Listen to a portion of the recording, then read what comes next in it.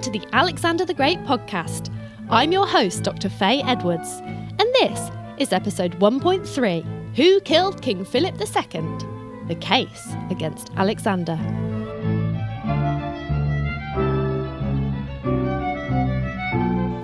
Today I'm joined by Professor Ian Worthington. Ian, would you like to introduce yourself to our listeners?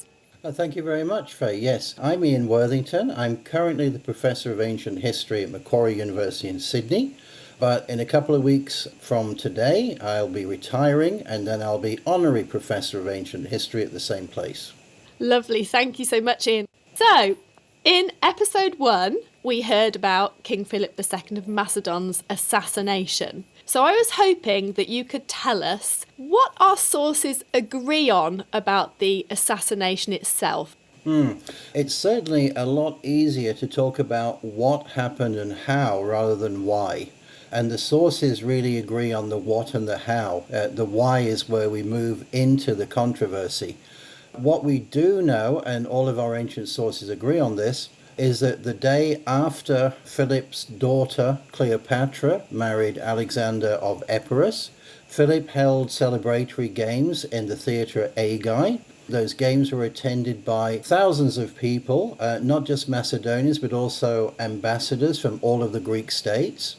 And they were really meant as a media showpiece to show that this is the greatness of Macedonia. Philip by now had conquered the Greeks.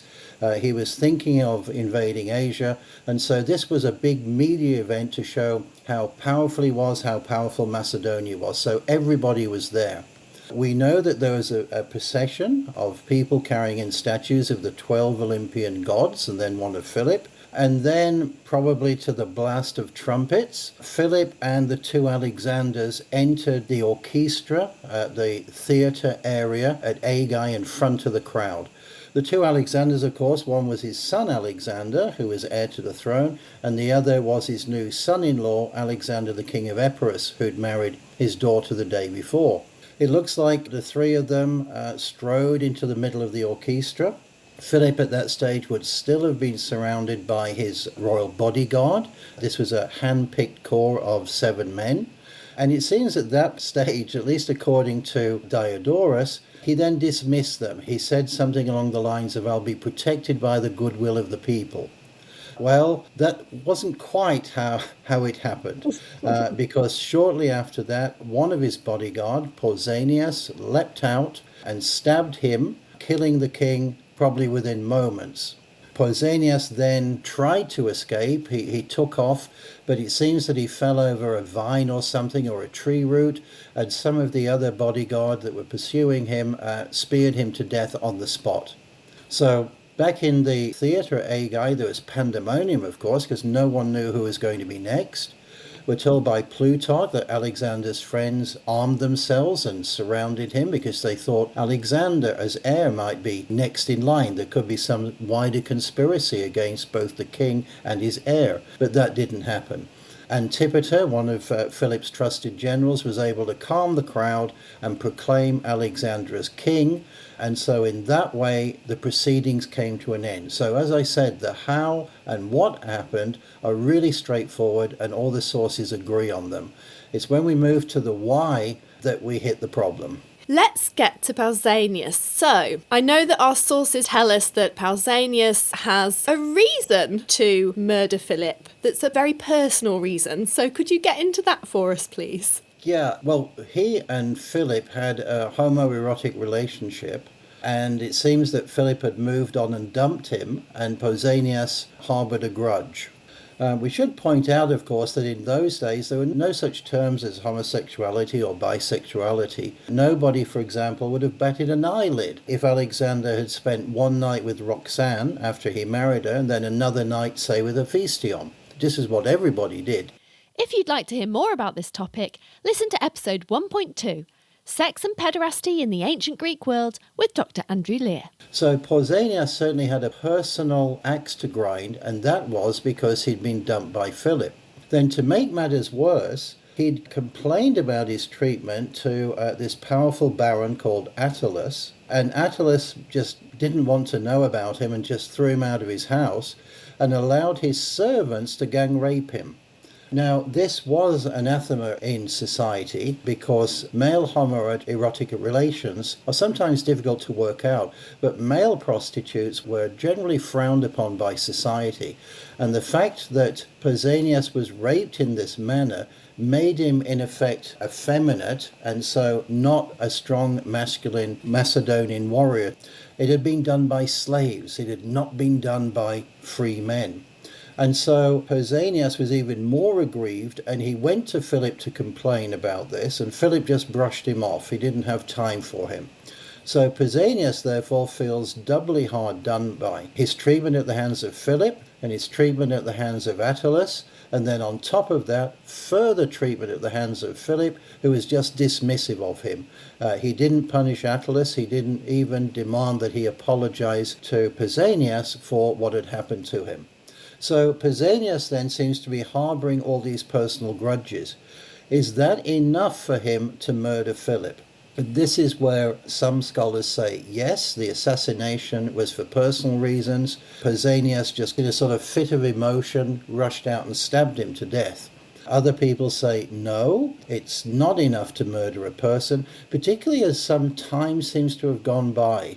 I would think that if Pausanias was this aggrieved, he probably would have taken vengeance very quickly. But by now, we're in 336, Attalus has been sent to Asia with a vanguard force. So clearly some time has elapsed between the treatment of Pausanias and Philip's assassination. So, I mean, it's possible that Pausanias had buried his feelings and then they suddenly just exploded. But to me, at least, and this is sitting in an armchair 2,500 years later, that seems a stretch. Okay, so some time has elapsed. Do you have any idea how much time? It does seem to be more than just a matter of days or weeks, because Philip, after ditching Pausanias, had taken up with another companion, and so that made Pausanias feel even worse. And then, of course, Philip had been busy with conquering Greece and then masterminding the invasion plan of Asia, and then sending across Attalus and a couple of other commanders at the head of this strike force that was to prepare the way for Philip's main army invading in the summer of 336. It never did, of course, because the king was killed. So it's impossible to say how long the time elapsed, but certainly time did elapse. Interesting. Okay. So you mentioned the other companion that Philip has taken up with, which is another person called Pausanias, right? Just to complicate things, it's rather like French kings. They're all called Louis, Charles, or Philippe. You've got a 1 in 3 chance of getting it right. So I noticed that your account of the Attalus incident with the original Pausanias missed out the second Pausanias. What I believe we're told is that the first Pausanias insults the second Pausanias, calling him a prostitute and effeminate. So he goes off to battle to prove he's a real man and gets himself killed. And Attalus is his friend, so he feels aggrieved that the original Pausanias has caused the death of his friend, and that's why we get the raping incident. But you missed that out, so I wonder what you think of this extra detail. Is it true? It's something that I don't think is true. It's the official version that Pausanias had a personal grudge against Philip. It's something that Aristotle puts out. This is Aristotle's explanation, which he probably got from Alexander, actually, and it might well be to mask the real reason. And sometimes to lend credence to a hypothesis or a theory or an accusation, sometimes to build it up and make it sound even more plausible, you add these different layers. And this seems really one that doesn't need to be there. It's one that complicates the issue, and so that's why I tend not to give it a lot of credence. All right, so let's get into the really hot stuff of possible conspirators. So there's quite a long list here, isn't there? Some are in our sources. Some are perhaps modern historians speculating. So could you first start out by giving us who's on the list? It would, as you say, it would be a very long list, and Diodorus and Justin are emphatic that it was a conspiracy involving Olympias with Alexander's knowledge. And I think that's really the starting point, because we've got two ancient sources who are giving us two names, and I think we should begin with those two. And then other people who are thrown on the list include the Athenians and the Persian king, and perhaps even the Thebans. Then, stretching it even further, would be the subject peoples that Philip had conquered, maybe some of the Illyrians, maybe the Paeonians. But by the time you start getting down even to 4, 5, 6 on the list, you're building a house on sand. Aristotle was emphatic that Philip was murdered for personal reasons by Pausanias. But why should we accept Aristotle and reject Diodorus and Justin, who say that Olympias and Alexander had a role to play in an assassination? And if you start looking at what they say, there are very good grounds for believing there was a conspiracy, and that poor old Pausanias is used as a pawn in it because of what happened to him. It's quite easy to distance the Athenians, the Greeks as a whole, from any role in the conspiracy, wanting to get rid of Philip before they had to be dragged off to Asia with him, or having to live under Macedonian hegemony. Because how could somebody in Athens or Thebes, both cities that were anti-Philip, whisper into Pausanias' ear, if I were you, I'd kill him? When could they have done this? How could they have done it? There's just no time when they could have got together. And obviously Pausanias was nobbled. Somebody had to whisper in his ear. And that takes us back to, okay, well, it's got to be somebody who was close to him. And that takes us to the likes of Olympias and Alexander, who were at court. I wonder what you think of this as well. So if you're going to use Pausanias as your would-be assassin, you need to have an awareness of this whole episode with Attalus and how aggrieved Pausanias is. Is that the sort of news that people in Athens, for example, would have had at the time? In terms of would these stories be known in Greek cities like Athens, perhaps. Demosthenes in Athens, who was Philip's bête noire, shall we say, he was his biggest opponent, probably had his finger in several pies of the Macedonian court. The sources say that Demosthenes was the first in Greece to find out that Philip had been assassinated. And Demosthenes is powerful. He's got friends at the court. He might well have some spies operating there. So he may well have heard of what had happened to Pausanias. But the question is whether he thought it was worthwhile doing anything about it. This was just a member of Philip's bodyguard and an ex-lover who'd just been badly treated. So what? How does it affect Athens? If Demosthenes suddenly said to himself, well, okay, maybe he's somebody I can use to kill Philip. Okay, right. But as I said, how do you get to Pausanias to persuade him to do this? Because regicide is a heinous crime. So how does a Demosthenes get one of his cronies to go to Pausanias to persuade him to do this deed? And even more so to say to him, and we'll look after you, don't worry. Because Philip is the biggest news to hit Greece in decades. And Pausanias is going to kill Philip in front of thousands of people in the theatre. So it's not as though it's going to be, an anonymous assassination or something. Everyone's going to see him. And continuing, how does Pausanias trust the Greeks? Demosthenes isn't looking out for Pausanias' well-being. He just sees him as a sudden opportunity to kill Philip. So is Demosthenes powerful enough support for Pausanias to do this and get away with it? And the answer is no, of course he's not. Who would be powerful support? And we move back to Olympias and Alexander. Right, so let's look at those two then. What's the story here? I think it goes back to certainly declining relations between Philip and Alexander in the last 2 or 3 years of Philip's life. And Philip and Olympias always seem to have had tension. Olympias was always bad-mouthing her husband to Alexander, and Olympias just never really seemed to like Philip. She was forced into marrying him, of course. They married in 357. She was the daughter of the deceased king of Epirus, and so she was the niece of the present king. And Philip in 357 made a strategic alliance with Epirus on his southwest border. And his alliances in those days, his first half dozen marriages, were always for political military reasons. So marriage was part of it. So Olympias never had a say in it.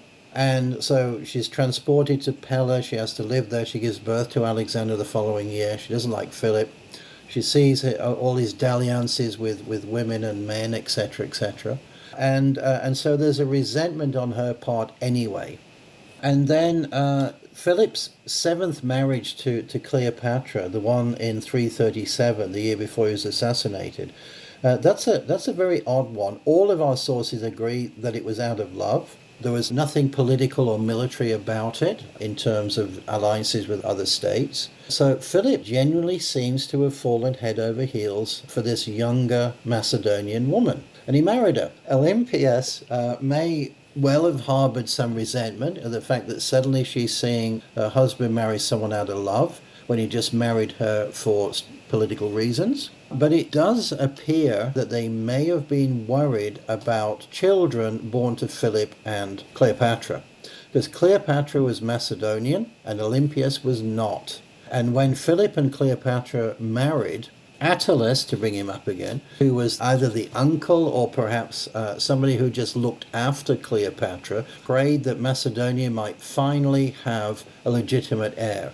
Now, I think that's a deliberate racial slur at the likes of Olympias and Alexander, and of course that led to a furious drunken argument between Attalus and Alexander, and Philip didn't demand an apology. He took Attalus's side, and as a result, Olympias and Alexander left the court and went to her brother in Epirus. He was king there at the time. So there's an awful lot of bad blood going on here, and it's starting to bubble to the surface. And what we see again is Philip taking Attalus's side, just as he later would against Pausanias. So Philip and Attalus have got a bond between them. And now all of a sudden then we have a situation where Philip has clearly declared against Alexander, because he should have said to Attalus, hey, apologize, but he didn't. So now the worry starts to set in. What if there is a son born? What if somebody like Attalus, who's a powerful baron and heads a powerful faction, decides to support him over Alexander? Now, it's extremely unlikely that there would have been a new king. I mean, in 336, when Philip was assassinated, Alexander's 20 years old. He's clearly going to be the next king of Macedonia. He held an important command at the Battle of Chaeronea. He led a diplomatic mission to Athens. He's been tapped as the next king. Even if Cleopatra had a son in that same year, 336, it would be at least 18 years before that son would be old enough to rule in his own right. So Alexander's always going to be king. However, if you look back at Argead history, you'll see that when you have competing kings, you have competing factions. And that can throw the monarchy into disarray. That can cause all sorts of dynastic chaos. And this is kind of what runs through Argead history because of polygamy, and that is that multiple wives equals multiple sons equals multiple problems on accession. So although Alexander might well know he's going to be the next king, that doesn't mean that his accession is not going to be challenged.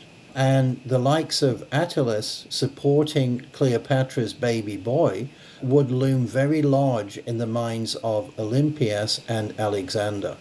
And then Philip's planned to invade Asia, but Alexander is eager to make a name for himself on the battlefield. When he was 16, for example, Philip left him as regent of Macedonia, and he takes an army and moves against the Trevali tribe and defeats them, and he founds a city which he names after himself. At the Battle of Chaeronea in 338, he plays a pivotal role in defeating the Theban sacred band and in contributing to Philip's success in that battle.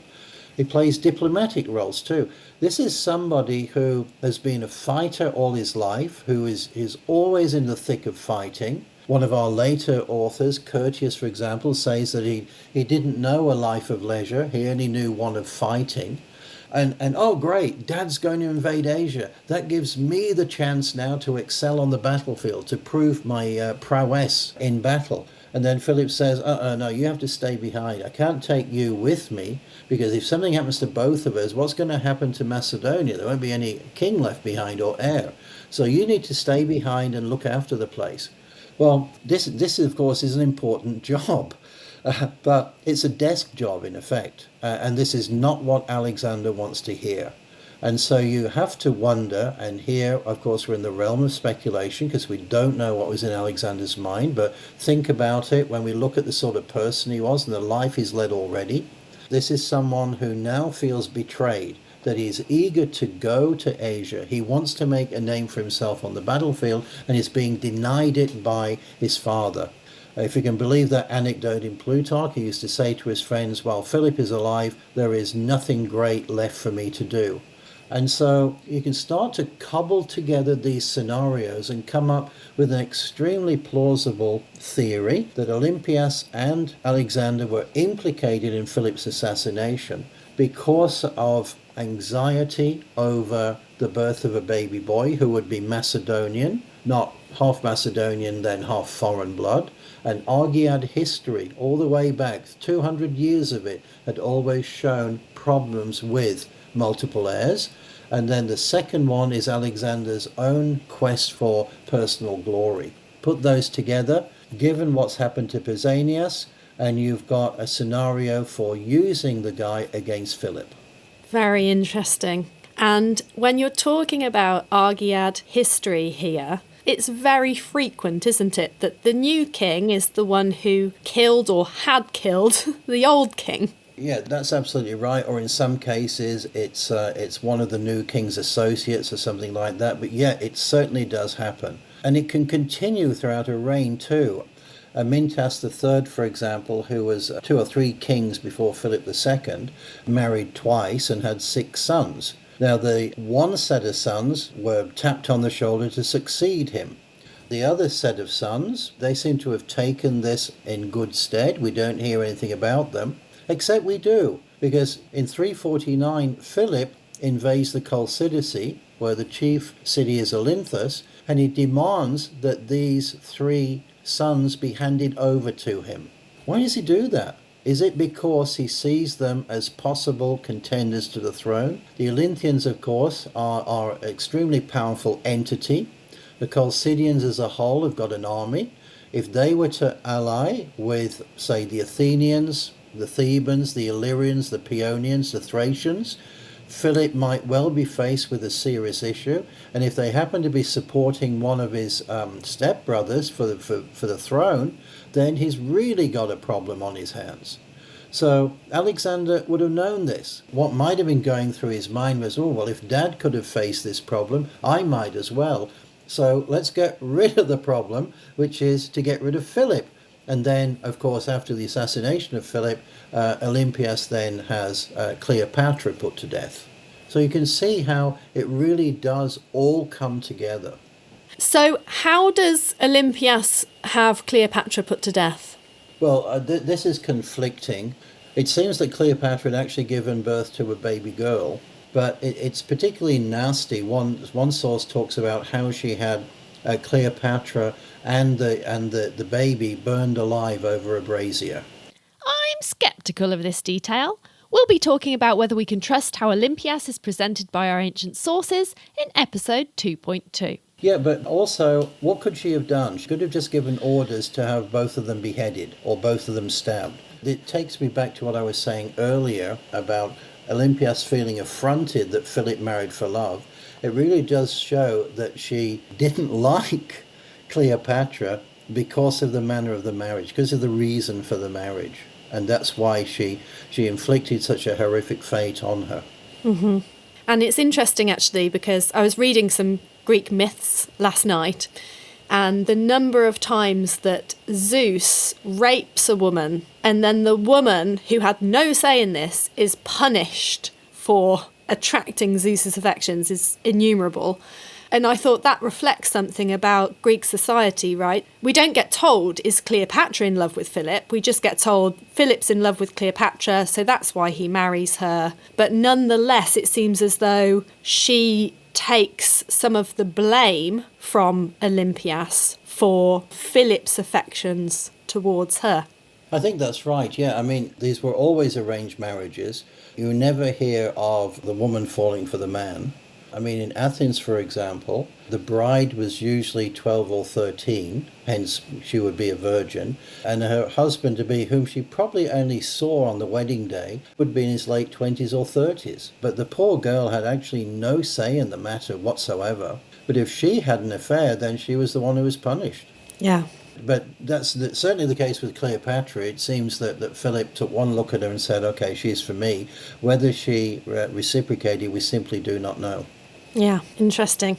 Before we move on to talk about other potential conspirators, Professor Worthington wanted to share another detail that he thinks casts aspersions on Alexander. If we move 6 years after Philip's assassination, Alexander is in Egypt by now, and he goes to visit the oracle of Zeus Ammon in the oasis at Siwa in the Libyan desert. And he has a meeting with the priest. It's in private, so we only have Alexander's account of it. He was always going to be coming out of that meeting with the priest and saying, I'm a god. He's not going to come out and say, well, unfortunately, the priest said that I'm not the Messiah, I'm just a very naughty boy. He's never going to say that. Never. But Alexander apparently put various questions to the priest, and one of them was, have all of those implicated in my father's assassination been punished? And the answer came back, yes. That means Alexander didn't have a role in the murder because he's not been punished. Why did Alexander ask that question? Because people thought he did have a hand in the murder. And to shake all blame off him, he gets the god to exculpate him. It means that afterwards nobody can suggest that Alexander played any role in Philip's death, because if they did, then they'd be guilty of impiety for doubting the word of a god.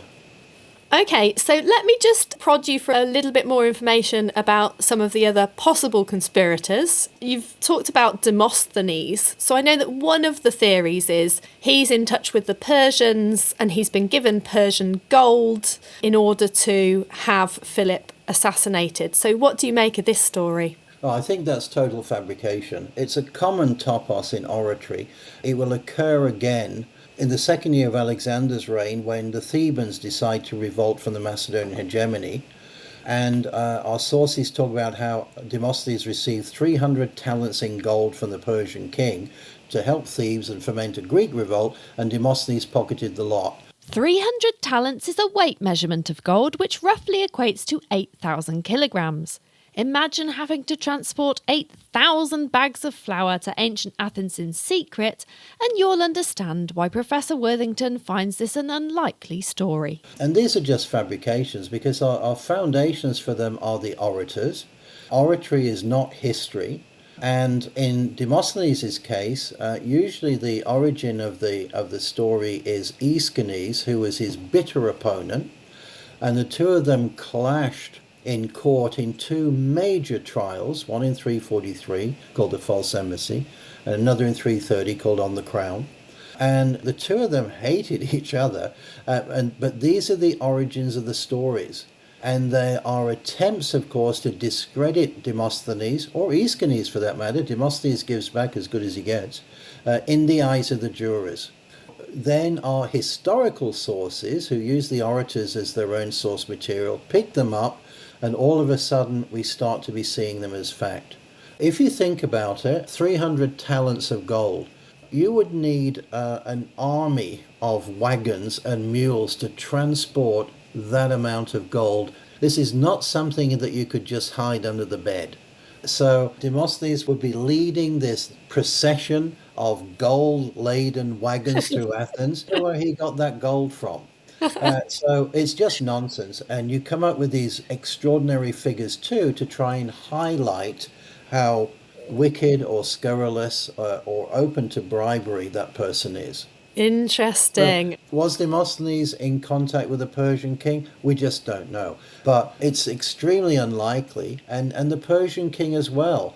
Could he have been behind the assassination of Philip? Maybe. But again, why? Even when Alexander invades in 334, the Persian king does not immediately press the red warning bell and say we must march and meet him. He tasks his satrap of that area, a guy called Arsaces. He says to Arsaces, okay, I'm not going to come out and face this guy, but I want you to defeat him. So he completely misjudges Alexander's invasion force, not to mention Alexander's strategic and tactical genius, because Alexander will wipe the floor with the Persian army in that first battle, the Battle of Granicus River, and only then does Darius start to take him more seriously. Philip didn't even step foot on Asian soil. He certainly hadn't fought a battle. So why, therefore, should the Persian king take Philip's invasion any more seriously than he did that of Alexander's, until Alexander defeated a Persian army and started to march further inwards?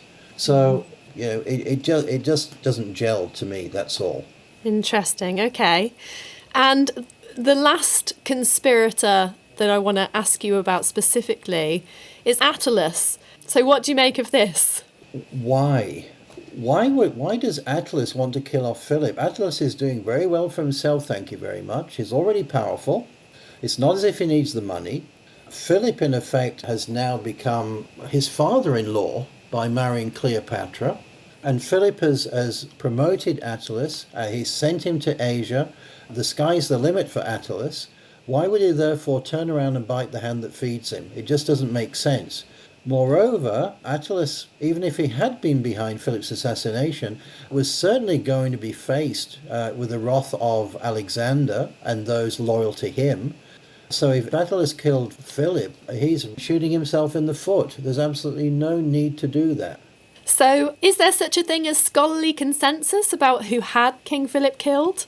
Mm-hmm. There is a scholarly consensus, and the consensus is there's no consensus. It's not anything like being able to say, yes, the Athenians lost the Peloponnesian War. We know they did. Alexander, died in Babylon in 323. Yes, he did. We know that. Who killed Philip? We know who killed Philip. It was Pausanias. How did he kill him? We know. He stabbed him. Why did he kill him? There we go. Okay, let's summarise. To begin, our ancient sources are largely in agreement, very unusual, about Philip II's death. They tell us that Philip's ex-lover Pausanias bore a grudge for dumping him and then allowing him to be gang-raped without repercussions. The grudge seems fair, no? The sources also agree that the ex-lover stabbed Philip to death in the Royal Theatre at Aigai during the celebration of his daughter's wedding in 336 BCE. But there, the agreement ends. Some people think this is all there is to the story, a personal grudge gone wrong, which is apparently Aristotle's opinion. But others suspect a conspiracy. Ancient writers, Diodorus and Justin, both say Olympias and Alexander were behind the killing, using Pausanias as a pawn in their game to get Alexander on the throne. Professor Worthington thinks there's a lot to be said for this theory. Let's break his thoughts down into 7 reasons. Reason 1. Alexander's relationship with his dad is on the rocks since Philip married a new woman who could produce rival heirs to Alexander, and then failed to stick up for Alexander as heir when the diabolical general Attalus implied he's illegitimate. So, Alexander is angry with his dad and fearful for his own position. Perhaps fearful enough and angry enough to want to get rid of the problem. Reason 2. Philip's upcoming plan to invade Asia denies Alexander any of the battlefield glory he's yearning for. Instead, Philip is insisting Alexander has to stay behind and shuffle the paperwork. So he's looking at becoming Alexander the administrator. Just doesn't have the same ring, does it? Reason 3. There's no love lost between Olympias and Philip. And for Olympias, her son being on the throne is far preferable to waiting around for her estranged husband to produce a rival heir who will want her and her son dead to secure their own position. Put simply, Gil's got some strong motivation for wanting Philip dead. Reason 4. Alexander and Olympias are in prime position to encourage Pausanias' grievances and promise him safe passage after the assassination. A promise that wasn't kept, of course, but that doesn't mean it wasn't made. In fact, Alexander's friend speared Pausanias to death on the spot, and some have speculated that this was done deliberately to keep the assassin quiet. Reason 5. It's a hallmark of ancient Macedonian royal succession that the king is constantly being bumped off by the heir to the throne and their cronies. The theory that Alexander and Olympias were behind Philip's death fits perfectly with this history. Reason 6. Professor Worthington thinks it's telling that 6 years later, Alexander tells everyone he's asked the oracle at Siwa if his father's murderers have all been brought to justice. And the oracle, according to Alexander, has replied that they have. This is supposed to clear Alexander's name once and for all, which suggests his name was not clear. That is, that there were active suspicions that he was involved in his father's murder. Lastly, reason 7, Worthington argues that other potential conspirators like Demosthenes in Athens, the great king of Persia, and General Attalus all make little sense when examined. It's not that Demosthenes didn't want Philip dead. He came out in his best party clothes when he heard the news. But he'd have to have been in cahoots with Pausanias some 300 miles away and be able to secretly receive 8,000 bags of flour worth of gold, which all seems a bit unlikely. So too, Worthington argues, the great king of Persia didn't seem that worried even when Alexander actually invaded Persian lands. Instead, he left his local governors to deal with him. So, did he really care enough to kill Philip before the Macedonian army had even invaded? And again, how would he get to Pausanias? And General Attalus would seem to be shooting himself very much in the foot to kill his best mate and new son-in-law, the king. And he'd have to do so by adopting as his ally the chap he apparently gang-raped. It just doesn't seem realistic. Again and again, Professor Worthington argues suspicion points back to Alexander and Olympias, who had the motivation, opportunity, and ability to use Pausanias' grudge to serve their own ends. So what do you think? Was Alexander the Great guilty of the heinous crime of having his father the king killed so he could become king of Macedon? Let me know your thoughts on social media.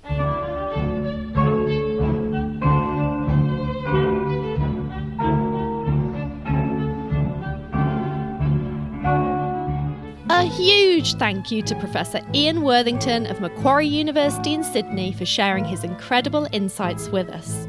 He'll be returning to the show at a later date to tell us about Alexander's motivations to outdo his father and to tell us about his wife, Roxanne, who bore Alexander's son, also called Alexander. But what's that? The horizon is shimmering with the spears of the Macedonian phalanx. But it can't be Alexander. He's dead, right? Wrong. And you'd better watch out, because he's heading your way. That's next time on Episode 2, Poetic Justice for Revolting Thebes.